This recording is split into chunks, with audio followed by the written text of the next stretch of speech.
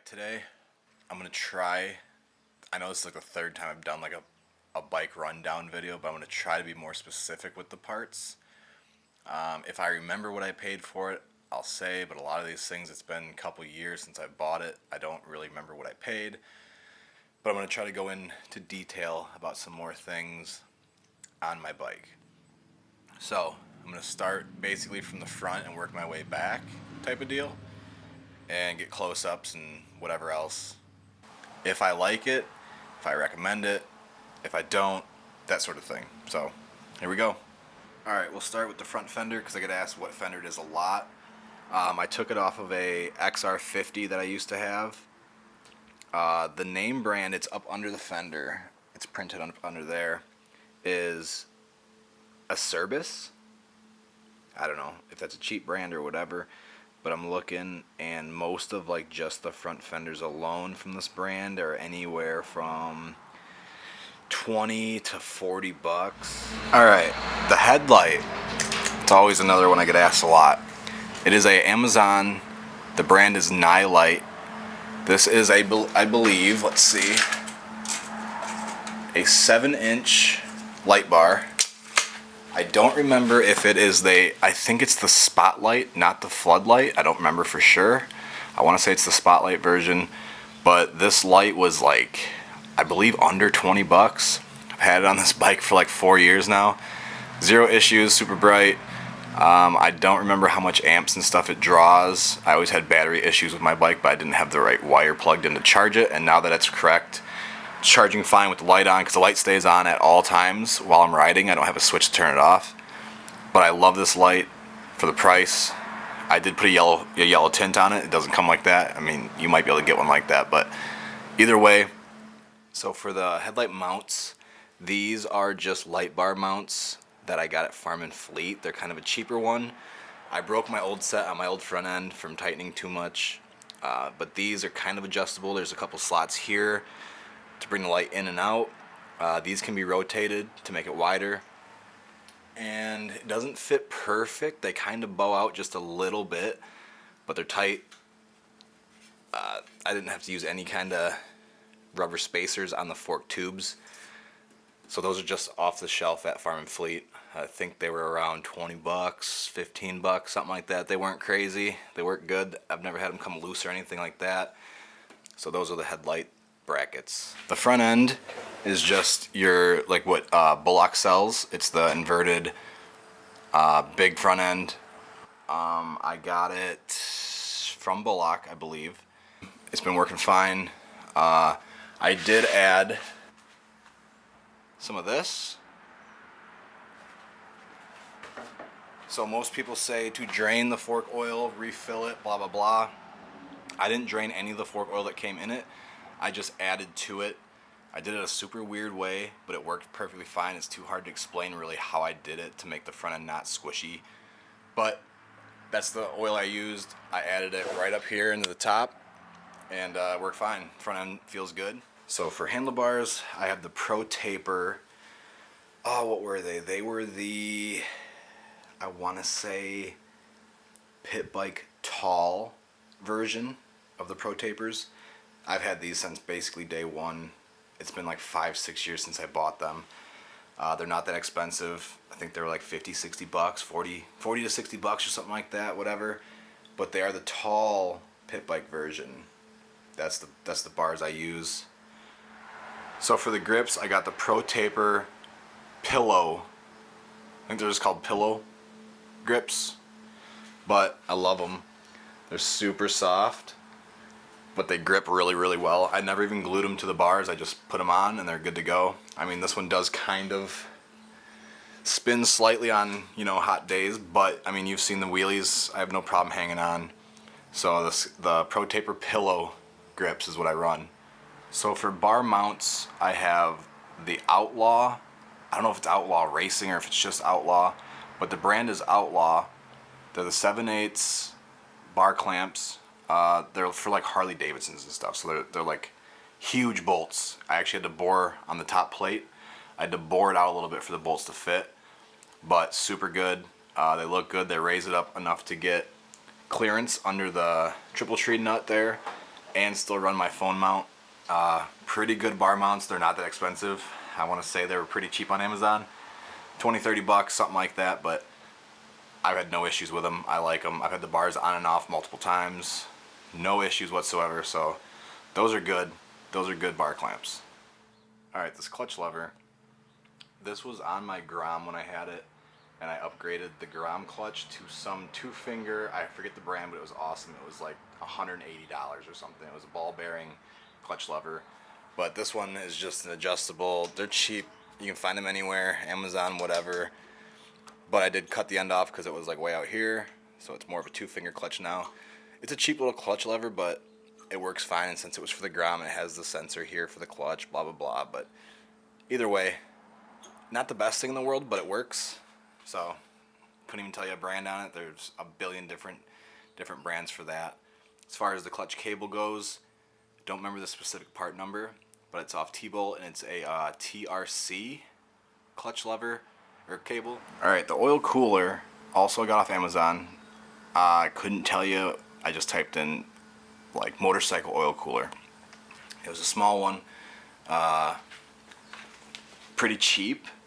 The oil cooler lines, I went and got -3 cooler lines, or fittings I should say, 90s, with -3 push lock lines to run. They run up over the carb to the bottom of the cooler. I made custom brackets out of aluminum, painted them black, nothing special, looks pretty terrible, but it works. I'll go to the other side and show how the cooler connects to the actual engine. Kind of hard to see, but they come up over the carb there, and then they 90 into the engine itself right there. Again, I had to get fittings that screw into the motor, and then have the -3s coming off those fittings for the push locks, and it's been working perfectly fine. I think with the oil cooler and running to the store to get fittings and hose, I'm into the oil cooler like $100 total, because my engine did not come with an oil cooler like a lot of the 190s do. Mine didn't come with one, so I had to go source one myself, make it work. It works perfect. When I'm riding, if I grab one of the lines, it's super hot, the other one's warm, so you can tell it's cooling the oil. It's working pretty good. But that's the oil cooler setup there. Home brewed mount, like I said.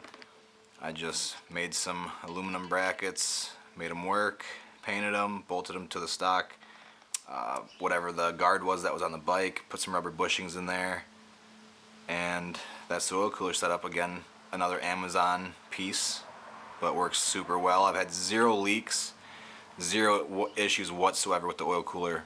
Works just flawless. Alright, the throttle tube's another good one. Same with the throttle, or the clutch cable.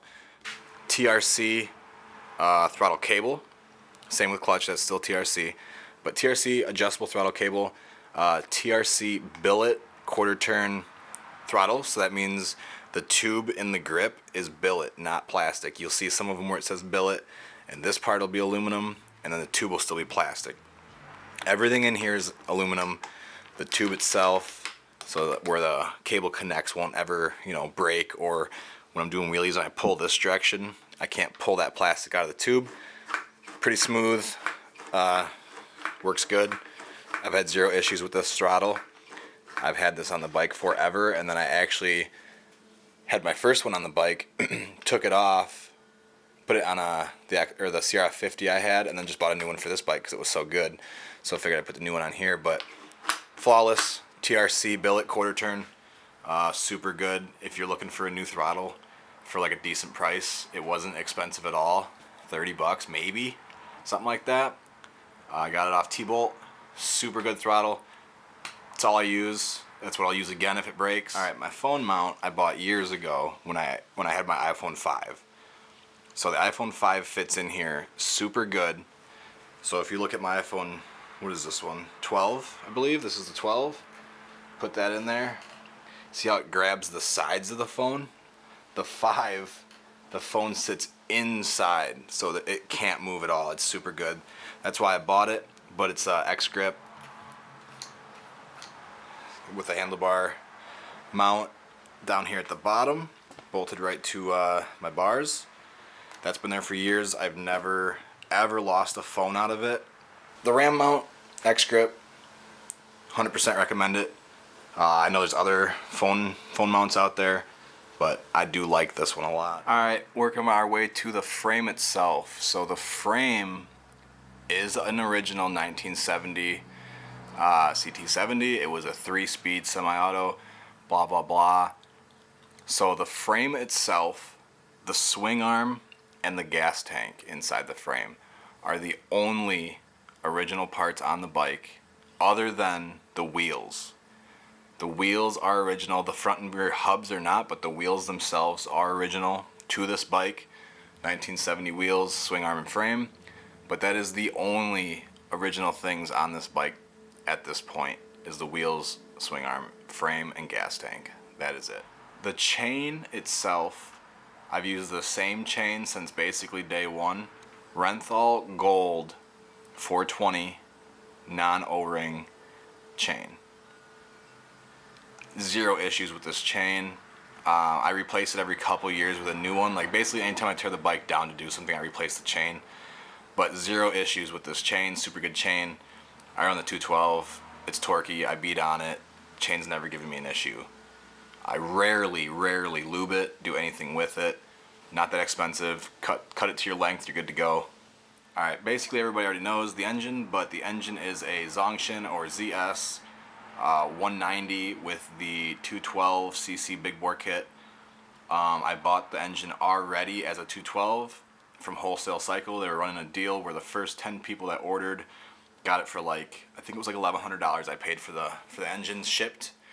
It came with a carb, wire harness, your basic stuff, CDI, you know, that kind of thing, voltage regulator. Did not come with an oil cooler, but came pre-assembled, 212. It's Piranha branded, just like the 140s that I had. But the 212, it's a 2-valve, 5-speed still. I don't know if this has the updated Shift Star stuff in it, but I've never had a problem with anything with this engine. I've never had the starter chain break like a lot of people do. I've never had the Shift Star problem like a lot of people do. I mean, sometimes it does shift kind of funny here and there, but I shift with no clutch all the time, so sometimes I don't, smash it into gear hard enough and whatever. But other than that, I've had no issues with this engine. Right now, I'm still running the 28 millimeter carb that came with it, with the jets that I just posted in my last video, the jet sizes that I use. I'll get a little bit closer on the carb here. So there's the carb. Like I said, 28 millimeter. I do have a K&N air filter on it, which for what it is actually kind of expensive. I think I paid close to like 30 or 40 bucks for that K&N filter on there, but you gotta get a good filter on there. I tried to run the velocity stack, it ran like garbage, so I put the filter back on. It seems to be running really good. But that is the engine setup. It is all, as far as engine itself goes, I've done nothing to it other than adjust the valves, and I've changed the sprocket. That's it. I haven't upgraded anything engine-wise. It's just how it came out of the box. But I do recommend it. Love this engine. My top speed so far is 84, and I'm 215 pounds. And that was with 1732 gearing, which brings us to the gearing. 17 tooth front sprocket, and a 32 tooth rear sprocket on a bolt-on rear hub, not the cushion drive that comes with it stock. I got the aftermarket hub. I've had that hub since day one, since I built the bike almost 7 years ago at this point. Never had a problem with it. Works great. But yep, 1732 for the sprockets on the 212 is what I run, and it seems to be 1632 was my go-to on the 140, and it's still good on the 212, but first gear is so short on the 5-speed that I wanted a little bit extra out of first. I put the 17 on there. Didn't really notice much at all going from 16 to 17 front, so I could go back to the 16 and be fine. 1732 is what I'm currently running, and it seems to be good. So the foot pegs, I ordered just the bracket that bolts under the engine. I forgot what bike it was off of, like some Chinese 125 SSR. I believe it was an SSR 125 off eBay. I got them used, or I got the bracket and kickstand used, but it was, whatever, it's in good shape. I did have to, if you look at the bottom of my kickstand, you'll see there's a piece welded. So I cut it at one point because the bike sat lower, and then I had to re-add a piece of metal because the bike sat higher later on. But it's SSR 125 foot peg bracket, and then the foot pegs themselves, I don't remember what brand. I think they're just some Amazon aluminum, you know, claw pegs, whatever. But they're good. They're tight. They don't rattle. They don't give me any issues. They're cheap. So that's the foot pegs and bracket. Rear shocks, I got them from Bullock. He messaged me and said he had some new ones in that were pretty good, especially for like my, you know, being 215 pounds for my weight. Fully adjustable. They are pretty stiff right now. I have them down about 2 inches from the softest setting because they're a coilover type deal. But I've had these on here since I did the 212 swap, so 2-3 years now. Great, no issues whatsoever. Nothing's came loose. Nothing's, you know, the bushings haven't worn out. They ride awesome. They weren't expensive, and they're black. They're all black, which is what I really wanted. My old shocks, I'll grab one quick and show my old one. So this is my old set. No real complaints with them. They were good. And the only reason I did like this little canister on the back, even though I don't think it's functional, was my headlight mounts that mount to the front forks fit perfect on that, and that's what I used to make my license plate bracket when I was running these, and it worked awesome. But now that I switched to these, I had to make my own license plate bracket, which is what I'll show you now. But those rear shocks on here from Bullock, I do recommend them for the price, the look, just being all black. And the ride, I've had no issues with them whatsoever. I have them kind of stiff right now, but they work great. License plate bracket's kind of hard to see. I used some flat stock aluminum, bent it, bolted it up under where the fender would bolt, and then took another piece of aluminum. I was gonna cut that, make it all flush, make it look good, but I just haven't. But I bought off Amazon, it's a steel plate for a motorcycle license plate. Same size, it's just kind of like a reinforcement because I kept breaking license plates. Put rubber bushings between the plate and the back plate, and then put some dress-up bolts on it. And it's been holding steady. It's got a little play to it, but nothing's cracked, nothing's broke. Everything stays on there good. And yeah, just a little custom-made, you know, taillight or license plate bracket there. So the tail light itself is just a flexible LED tail light strip off Amazon. They're super cheap. I got like a 5-pack for like $20 or something like that. I still have a bunch in the drawer for when, you know, sometimes the vibrations, some of the little LEDs will fall apart inside. This one has actually been lasting me like 2 years now, at least. I had a couple more fall apart, but ever since I put it on this bracket, this 3D printed license or taillight bracket, I've had no issues. I got that from Jason on the CT70 modders group on Facebook. I'm not sure if he or one of his buddies printed it, but bought it from him. I now do have a couple 3D printers, and I have made a couple extra of these sitting downstairs at my house of different colors and whatnot. But super cool, fits good, light sticks to it good. Nice little 3D printed custom piece. The only complaint I have, which has nothing to do with the piece itself, it's my bike. Because as you can see, let's see here, if I can get up there. My fat ass crushed where that pad is on the left side. You can see the metal's all dented in and broken there. Because I don't have a seat latch. That latch, it like locks the seat in, and those 2 rubber pads, they sit right here on either side of the frame, and all my weight comes down when I jump it or whatever on that. So when the seat is down and all my fat weight's on it, it pushes on the side and it makes my taillight angle. It'll angle it down like that after a ride. Not a big deal, but it does happen. The seat, while we're on the topic, cheap seat from, where did I buy it? Shouldn't even say cheap, but cheapest one I could get. I want to say I got it from my trail buddy, and it was $75 for the seat. Not a bad seat, but it's, you know, 5, 6 years old now, and it's pretty junk at this point. But I'm really hard on this thing, so I mean it's lasted a decent time, but it's definitely time for a new seat. So if you're looking for a cheap seat and you're just cruising on the bike, it's definitely one of the softer seats I've sat on. Like the clone seats are like bricks, they're rock hard. This thing's really soft, but for me, it hasn't lasted that long. It's been dented and broke like that for a few years now, but it's still functional, still works just fine. But that is the seat. I am missing some rivets. Well, actually, the rivet's still there, but the leather has pulled through. But I mean, if you're on a budget and you're looking for a quick seat, not a bad option. To the taillight quick. So that's the taillight, just, you know, running. There's the brake. I don't know if the camera picks it up very good, but it's actually really bright, really easy to see. And it also does have blinkers you can wire into either side. I don't have them wired in, but it does have blinkers built into it, so that's a nice little thing. So if you're looking for a sleek little low profile taillight on Amazon, that's definitely a good one to get. Alright, so basically the pride and joy of the bike is the FMF Factory 4.1 CRF 50 big bore exhaust system, titanium, blah blah blah. So this whole canister is titanium. Like I can go beat on this thing, get the whole head pipe cherry red, and I can touch this like this with my bare hands and it won't even be hot. Super good exhaust. I put it through hell.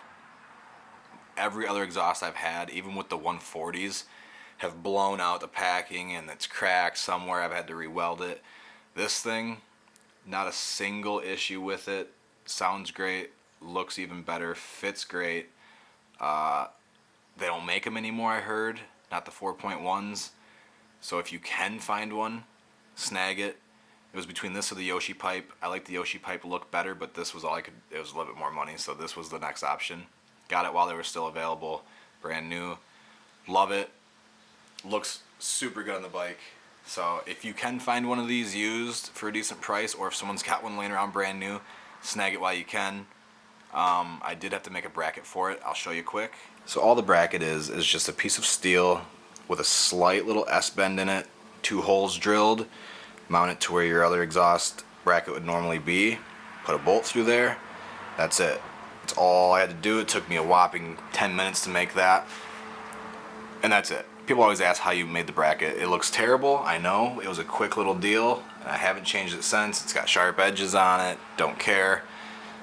It just works. Some of the things on this bike aren't, you know, they're kind of hooder at, but everything works, everything functions. That's all that matters to me. One day when I actually care, I'll clean all those little details up. But I just like to ride it, have fun, do wheelies, beat on it, thrash it. You know, I don't take it to shows and park it, let people drool over it. I ride the thing hard. Right, another one is my catch can setup. This is a Kep Speed catch can made specifically for the DAX, so the CT70. But it is a little catch can that bolts to where your gas tank bracket and your battery bracket bolt right to the frame there.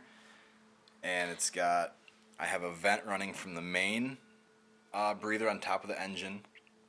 That one comes up, goes to the top.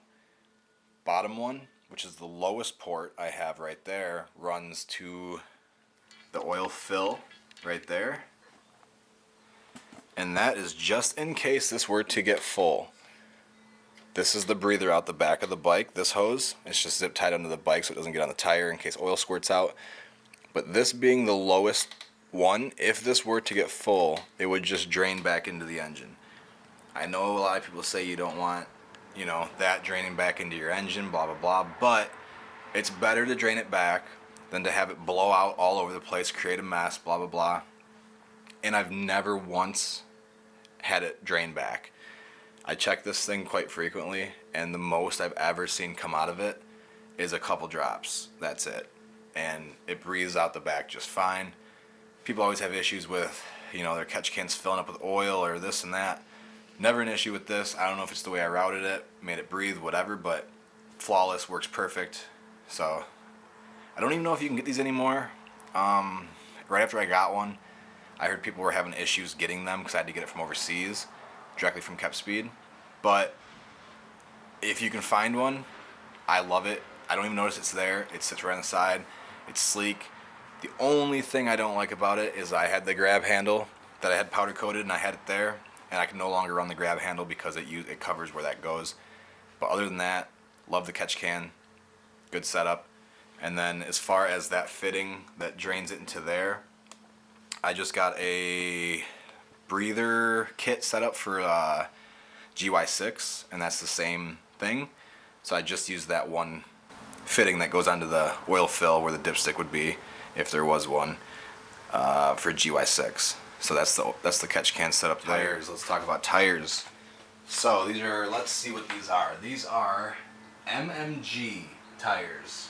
I usually would run the Kendas, and these ones popped up for pretty cheap in the size I needed. And yeah, they are MMG 120/90/10s. I'm not sure what model these ones specifically are of the MMGs, but they are MMG brand 120/90/10 is the tires I'm running, and so far I love these tires. I mean, they look good, they're priced good, they grip good, they're just good. They've been good tires. All right, my brake lever. So this is just I want to say it's a clone brake rod or lever off of Trail Buddy, and I had it powder coated black. I put some grip tape on the top of it, as you can see. But this bike came factory with, where the clutch is right now, a hand brake for the rear. So the stock brake arm had like a bunch of different levers back here and 2 cables going to it, blah blah blah. This only has the one. So what I had to do was buy the brake lever and then also the copper bushing that goes in there as well, and then run 2 washers and a spring just to take up, just to take up the dead space where the extra parts would be, to make everything good and tight. Sorry, I'm on my rolly chair. But that is the brake lever, just a clone, brand new, powder coated type of deal.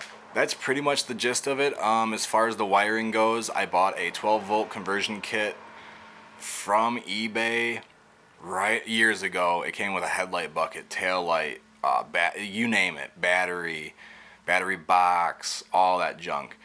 I wired it all up. I cut off everything from the harness I didn't use. So I cut off all the electric start stuff, all the blinkers, any wiring I didn't use I cut off. And I paid a lot of money for that whole kit, even though I didn't use half the stuff it came with. I want to say it was like 300 some bucks or close to 300 bucks. And you can get a 12-volt harness kit a lot cheaper now. So it is what it is, but that's what I'm running. It's just an eBay kit, 12-volt conversion harness for the wiring.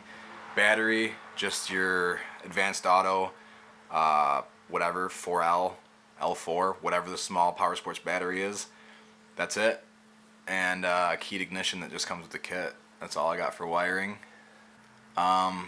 Mirrors are just some Amazon mirrors that are on there just so I don't get a ticket. They're not actually functional, they're just there. The stickers on the bike, I know I have the side ones on the side, in the middle on the wrong sides, but those are from Trail Buddy. They're just reprinted stickers. They fit good, look good, they last a long time. My throttle cable rubs on the other side, so it kind of tears into that sticker. But other than that, I mean, they look good. They're cheap. You can get them off eBay, Amazon, whatever. And then I'm running the stock CDI that come with the motor, stock voltage regulator that come with the motor. The coil is just your, run-of-the-mill performance coil off eBay, Amazon, whatever. But it's been working fine, no problems. Spark plug is the one that came with the engine. I've never changed it or gapped it or done anything, I don't believe. As far as things that I would not recommend is, and this isn't even like a full don't recommend, but the seat. If you're on a budget, need something quick, and you're just cruising on the thing, go for the seat that I have. I don't even know, it's a Trail Buddy or whatever seat. Cheapest one I could find that was a full thing, other than just like the cover and the foam and you make it yourself. But if you're looking to build a nice one, I would go with a more quality seat for the long run, because I will be replacing my seat soon. What else would I not recommend? Not much, you know? Like, the oil cooler is great, but it was a lot of work hunting down, because it had weird size fittings for the cooler itself. So I had to like hunt down fittings to fit the cooler, and then get -3 fittings to fit those. So the whole plumbing of the oil cooler was kind of a nightmare, and it took me some driving and some research to get what I needed, but I made it work, and it's awesome. Sits in a good spot, looks good, works good, blah blah blah. But there's probably easier ways to do the oil cooler than what I did. There's not much I wouldn't recommend as far as what I'm running right now. The bolt-on rear hub's great, the front end's great, the engine's great, the exhaust is great, the catch can setup's great, the lights on the bike are great, taillight and headlight, the throttle tube's awesome, the bars are good. I would get fly bars next time around, just kind of like the look of them a little bit better than the Pro Tapers, but it just has a more quality like pad up on the crossbar. It looks better, and the logo just looks cooler to me. But I guess the Pro Taper does kind of go with the theme of like the yellow with the headlight and the wheels, blah blah blah. But yeah, there's not much that I wouldn't recommend. That's, I guess, a close-up, in-depth rundown of the bike. I don't remember what I paid for most of this stuff. I'm sorry. It's been years since I bought it. I don't like save receipts and stuff like that. I just kind of try to remember. But stock swing arm, so it's not extended length or nothing like that. It's just a factory. I did put new bushings in the swing arm though, because they were junk. So I did do that. But yeah, other than that, I guess I can just show what oil I run in the bike. So since day one, even with the Piranha, the 140, this is what I've run. Valvoline, motorcycle oil right from AutoZone, 4-stroke. This is 10W40. This is 20W50. This is the only oil I run. That's all I've ever ran in any of my 140s. The 212. Basically any engine that's ever been in this bike since I've owned it has ran that oil. And I've had zero issues with any kind of clutch issues, any kind of engine issues, nothing. And you guys see how I ride this thing. So I mean, run whatever oil you want, but I'm going to keep using the Valvoline. And I also, just in case anybody's wondering, the car sitting behind the bike is my Civic, which has a K20 swap. The motor I personally pulled out of my RSX with 200,000 miles on it, probably 6 years ago now. I also run Valvoline in my car. VR1, both my cars, they get this. So I guess you could say I'm a Valvoline person, but they make good oil as far as I'm concerned. So until I have a problem that someone can prove was the oil's fault, I'm going to keep running, VR1 in my cars and the 4-stroke motorcycle oil in the bike for the wet clutch. It's wet clutch, excellent wet clutch protection, the bike oil says. So, but yeah, that's the full rundown. I'm gonna call it a day on that. Get to mowing and stuff, and hopefully this answered, even a couple questions as far as what I'm running, because I get asked all the time: sprocket size, tire size, carb size, jets in the carb, what handlebars, what headlight, what phone mount, what fender, things like that. So now that it's all cleared up, again, hopefully it helped, but I'm still always open to answer any questions about the bike or any CT70 in general if I can. Not the smartest person in the world with them, but I mean, I've had them tore down and put back together a couple times to where I'm pretty familiar with them. And I definitely know how to ride them. So, one thing I did forget to mention is what tubes I run in the tire. So, normally I would run V-rubber tubes because they were thicker rubber. These tubes I'm running now, I have one in my hand for the 120/90/10 tires. This tube is an IRC 80/90/10, which is a 3-inch by 10-inch tube with a 90-degree fill nipple on it. Made in Thailand. They're super thick. Here it is. It's a brand new one, just waiting for me to pop a tire. But I think that's the one thing I forgot to mention. And also the brake pads in the rear drum.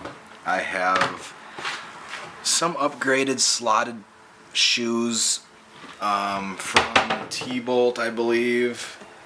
Don't know what brand. They're supposed to be your high performance ones.